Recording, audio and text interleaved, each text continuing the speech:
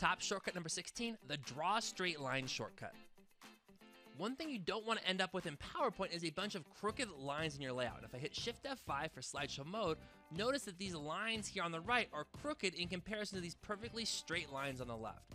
Crooked, crooked, and you're going to see a lot of this as people freestyle draw their lines or other objects onto their slide.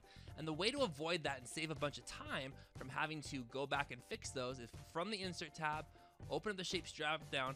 As you draw your line onto your slide, instead of just freestyle drawing and eyeballing it like this, which is what most people do, hold the Shift key. So holding the Shift key will draw a perfectly horizontal, diagonal, or vertical line in any direction you want. All right, you don't even have to think about it because it just automatically draws that straight line, which again is going to save you from having to fix it later on. And the same thing works if I come to the Insert tab, Shape drop down. For any of the other shapes, like a rectangle, you could freestyle draw a rectangle on, but if you just hold the Shift key, you're gonna get a perfect height and width to draw a perfect rectangle right from the bat, which is gonna save you a ton of time from fixing all of the crooked lines and non-proportional shapes.